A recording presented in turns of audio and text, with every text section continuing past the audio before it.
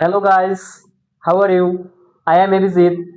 আমি আজকে নিয়ে এসেছি আমার YouTube channel Vikram study hub. আজকে আপনাদের দেখাবো ন্যারেশন অথবা স্পিচ, যে কিভাবে এটি করা যায় খুব সহজে এবং 5 মিনিটের ভিতরে কিভাবে ন্যারেশন করা যায় অ্যাসার্টিভ সেন্টেন্স। আজকের আমি আপনাদের দেখাবো যে অ্যাসার্টিভ সেন্টেন্স কিভাবে করা যায়। এখানে আমি দুইটা উদাহরণ দেখছি। হি সেড টু মি, সে আমাকে বলল, আই অ্যাম রিডিং এ বুক, আমি বই পড়তেছি। এখন ন্যারেশন অথবা স্পিচ পরিবর্তন করতে হলে আপনাকে 4টা জিনিস পরিবর্তন করতে হবে। সবসময় জন্য 4টা: টাইম, টেন্স, ভার্ব, পারসন। এই 4টা বিষয় যদি আপনি ভালো বোঝেন তাহলে খুব সহজে বুঝতে পারবেন। এ জায়গা আছে সেড টু, এটার পরিবর্তে অ্যাসার্টিভ সেন্টেন্সে টোল্ড বসে। এই যে সাবজেক্ট, সাবজেক্ট ঠিক থাকবে, অবজেক্টও ঠিক থাকবে, শুধু এই সেড টুর পরিবর্তে টোল্ড। আর কমা আর ইনভার্টেড কমা উঠে দ্যাট বসে। এখন কমার এই বাম পাশের অংশটাকে বলে রিপোর্টিং ভার্ব, আর ইনভার্টেড কমার ভিতরের অংশটাকে বলে রিপোর্টেড স্পিচ। ওকে, এখন রিপোর্টেড স্পিচের সাবজেক্ট যদি ফার্স্ট পারসন হয় তাহলে ফলো করেন সাবজেক্টকে, কারণ পারসন 3 প্রকার: first person, second person, third person. এখন যেহেতু আই ফার্স্ট পারসন, তাহলে আমার রিপোর্টিং ভার্বের সাবজেক্টে ফলো করবে, আছে হি, হয়ে যাবে হি। এখন প্রেজেন্ট কন্টিনিউয়াস টেন্স থাকলে পাস্ট কন্টিনিউয়াস টেন্স হয় ওয়াজ, রিডিং এ বুক।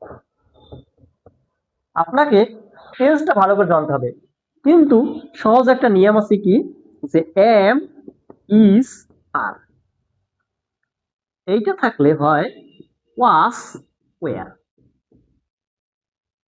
এখন এটাও নির্ভর করে পার্সনের উপর। যদি প্লুরাল হয় তাহলে ওয়ার হয়, আর যদি সিঙ্গুলার হয় তাহলে হবে এই দুইটার পরিবর্তে ওয়াস, কারণ এই জায়গায় এম আছে আর subject third person singular number, এর জন্য ওয়াস হচ্ছে ওয়াস। ওকে, দ্বিতীয় যে সেন্টেন্সটা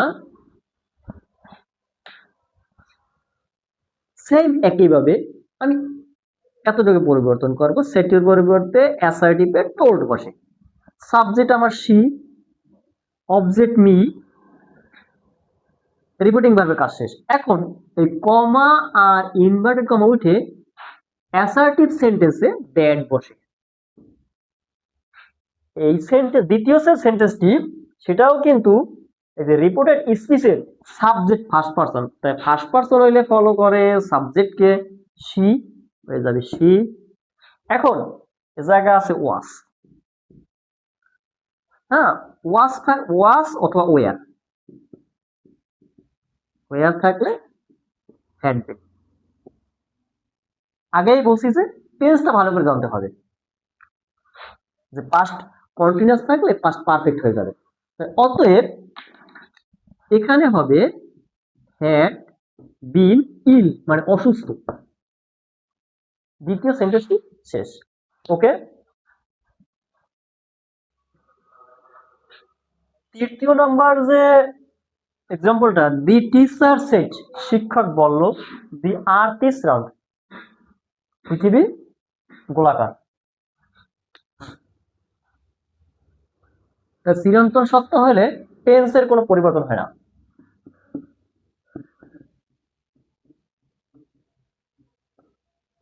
আর সেট থাকলে সেইটি হয়। কমা আর ইনভার্টেড দ্যাট,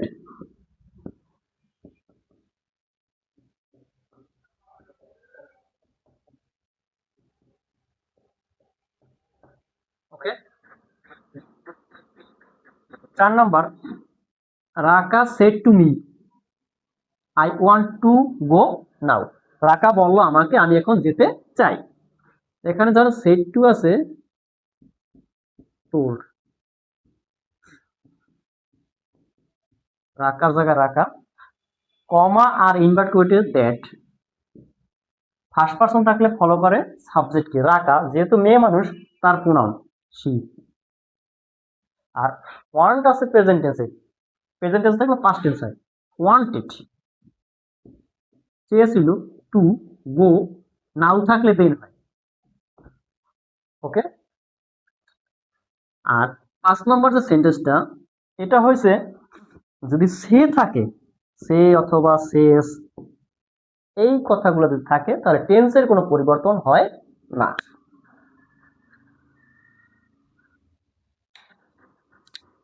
হি সেস থাকলে টেলস হয়, মানে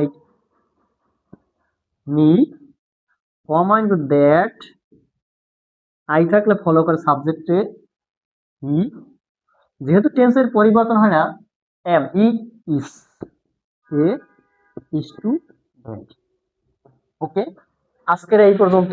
যদি আমার এই উদাহরণগুলো আপনাদের যদি ভালো লাগে বা কিছু শিখতে পারেন, অবশ্যই আমার ইউটিউব চ্যানেলকে সাবস্ক্রাইব করবেন। ধন্যবাদ।